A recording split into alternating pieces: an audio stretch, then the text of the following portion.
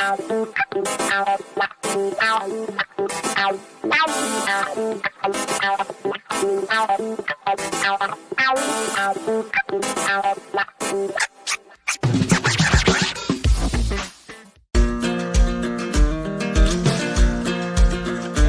back. Thom Hartmann here with you. And on the line with us is Rachel Bitecofer, the founder of StrikePAC.com, contributor to The Cycle on Substack, a pod host, the Election Whisperer on podcasts, her Twitter handle at StrikePAC, P-A-C, or at Rachel Bitecofer, Rachel Bitecofer. Rachel, welcome back to the program. I saw your tweet about Ron DeSantis and his death cult. In fact, the hashtag DeathSantis, all one word. Tell me about this. Well, what you actually wrote is, I wonder if Ron DeSantis will be laughing when StrikePAC puts him on public trial for killing thousands of Floridians via cruel indifference and copious greed. What's going on? Yeah, I mean, this is something that drove me absolutely nuts in 2020, that the Democrats didn't turn the entire cycle on a referendum on not just Trump, but the entire Republican Party, and particularly its callous, cruel indifference towards COVID. We saw many of the red states reopen only as the pandemics were hitting their states. I mean, it was a very beginning of the first surge when Georgia and Florida, Texas, just reopened in the face of science. So it would have been, to me, smart to prosecute them for that, to make it very clear that these are a set of decisions that were made. It's not some fate that the country was always destined to, account for 20% of the world's COVID deaths. In fact, even according to Trump's own metrics, that was unlikely. Yeah, so I think we just lost. We are a little less than 4% of the world's population, and we have 20% of the world's COVID deaths, which is mind-boggling. Right. I mean, when you think of it. So are you actually, as StrikePAC, actually filing a lawsuit against DeSantis, or are you encouraging others? Oh, no. I mean, I would strongly, I always think about things like, how would I handle this? I mean, to me, I would be livid if I was one of these family members, especially ones who would maybe drink, Fox News Kool-Aid, and they were told not to worry about it, right? I mean, Donald Trump himself goes, he gets COVID. Of course he does. But he's lucky. He gets it right when they figure out that there's a treatment that can, sometimes stave off death. And that was right when the antiviral, IV antiviral methodology was first discovered. In terms, and he comes back from the hospital and tells everybody, not only did he survive because he's more manly than everybody else, but that they should just not even be afraid of COVID, right? So to me, it seems natural that people are going to be looking to hold people responsible in the civil litigation system. That won't be what StrikePAC does. StrikePAC will be holding and conducting a trial for DeSantis, for Abbott, for Ducey in Arizona, and others like them, in terms of the electoral context, and make sure that voters pass a verdict on their performance managing the government. Well, in that context, in that electoral context, I saw an interesting piece. This was published over on Axios this morning. Rural Democrats run from the party. And what they pointed out is that after 4 years of listening to President Trump, many rural voters are reflexively distrustful of progressive solutions to everything from the pandemic to infrastructure. In a three-minute ad for his Senate campaign, Congressman Tim Ryan of Ohio, who's running for that open Senate seat, Rob Portman is retiring, never says he's a Democrat. Democratic strategists are advising candidates to focus on populist economic policies on labor rights, broadband, climate, and infrastructure, which are all popular in rural areas, as opposed to even saying I'm a Democrat.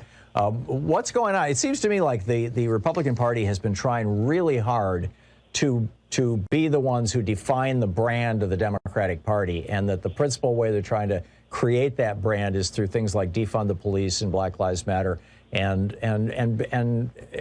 basically, in a shout out to the white racist base of the Republican Party, and frankly, the white racists who are typically voting Democratic or independents. Yeah, so here's the deal. I mean, it's shocking to me and it's certainly not candidates' fault. They hire teams and teams tell them how to run. But it's shocking to me, like, how infantile our understanding of how modern election behavior occurs is, given the rich breadth and depth of political science research, which would say, okay, look, we're looking at Ohio. We have these long-term realignments going on in our electorate with non-college educated whites, especially moving to the right, college-educated whites moving to the left. When you look at a rural area, it looks like geography, but increasingly it's race and education that's going to divide that segment up. And so the idea that you can come in, I mean, to me, like, it's every loser playbook that's ever been written would tell Tim Ryan, try to tell people, try not to let people know you're a Democrat, okay? Okay, well, what does that do? It does two things, right? Number one, it's impossible because the Republican Party will indict Tim Ryan for being a Democrat and tie him, regardless of his real positions, to defund police and socialism and all of that. Right. So you can't escape it. And number two, even if you could, what does it tell to these few swing voters that are out there? Okay, your opponent's message is, don't vote for this guy. He sucks. His party sucks. And your message is, oh, I'm not one of those people. Right? And then you're reaffirming all of the branding and negative associations that people have about the Democratic Party. And it's just literally like, you can ask all these blue dog Democrats that wiped out in 2014 how good that works for them. So it sounds like what the solution that you're proposing, and you're one of the smartest observers of this I know. The solution that you're proposing, Rachel Bitecofer, is that Democrats proudly say, I'm a Democrat, and then go on to define what that means. I'm in support of labor unions and higher minimum wage. I'm in support of everybody having access to affordable health care. I'm in favor of eliminating student debt, giving everybody access to education. I'm in favor of rebuilding America's infrastructure and doing it in a way that reduces our reliance on foreign fossil fuels, where we're shipping, millions of dollars to the Saudis every year. Without mentioning the American fossil fuel billionaires that are getting rich. But basically, I mean, is that it? Is that what, not to pick on Tim Ryan, but basically what he should be doing with his ad? Again, I mean, the candidate is going to do what he was advised to do, right? And what I am telling him, if he hears this ever, is that you're getting bad advice. It's not a campaign strategy that has produced a lot of winners when it's been deployed. More traditionally in the polarized era, it's Democrats still holding on to this old notion of voter behavior, right? So what I would say is this. I mean, you're absolutely right about painting an affirmative brand for yourself, but that's not enough. I mean, I hope Joe Biden's team understands it's good that they're credit claiming. It's good that they're making connections with these child tax credit checks and people's bank accounts. And those things are all important and need to be done. But what really matters is the contrast, right? So if Tim Ryan wants to win Ohio, he needs to make that race a referendum on Republicans, Republican government, the party of Trump, who wants to reinstall this guy who's not only incompetent and ideological and indifferent to human suffering, he is also, interested in ending democracy, right? I mean, he tried to end it on his way out the door. He intends to do things that are anti-democratic if he ever re-establish his power.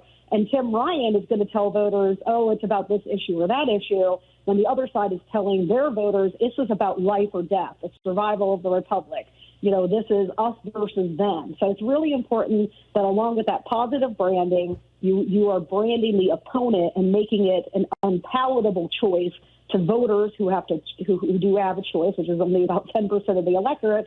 And then for the ones who are making the most important choice in this midterm, which is not necessarily vote choice, it's turnout. If that 2018 electorate shows up, the Republicans are going to have a hard day. But if people choose not to show up because they're fat and happy and they're not told, hey, the Republican Party is coming to take this away from you, it could have disastrous complications. So for Democrats who are organizing and running campaigns, given these basically two pieces that should be a part of their campaign, number one, running on the actual positive things that they are doing, have done, and fully intend to do on behalf of the American people. And then two, branding and labeling the Republican Party, or painting the Republican Party as, shills for oligarchs and crazy people and autocrats and the destruction of the American way of life. which has primacy? Which should they focus on the most? No, they must do both. I mean, some of it's going to depend, right? Tim Ryan's race in Ohio, because of realignment, urbanicity, college education, and racial compositions, is that bottom tier of the Midwest, where Minnesota is the highest educated state, and I knew it would be very robustly Biden or Dem nominee in 2020 because of that. And you kind of go down in the Midwest. So Ohio has moved away from Democrats. It is, if I was to PVI it, like you would in the House, I would say probably R+5 at this point, right? Mm-hmm. So what he has is a little bit, so that's why his strategist is telling him, well, this state is trending Republican, so don't let people know you're a Democrat. That would be one thing in maybe a presidential cycle, and still I would argue against that strategy. But here in the midterm, Tim Ryan's hopes and dreams are going to rise on turnout and interest from the Democrats coalition, which isn't just base Democrats. It's African Americans, it's college-educated women, it's women in general, it's young people, it's Latinos, it's urban turnout in Cleveland and Columbus and all these places. So if you're running this old-school strategy that's built on a playbook that doesn't exist anymore, you're going to be in trouble. Right. So don't listen to your damn consultants. I get it. Rachel Bitecofer, the founder of Strike PAC, a contributor to The Cycle on Substack, and pod host with The Election Whisperer. Her podcast, strikepac.com. Rachel Bitecofer and at StrikePac on Twitter. Rachel, thanks a lot for dropping by. Great talking with you. Always fun, Tom. Thank you. We'll be right back.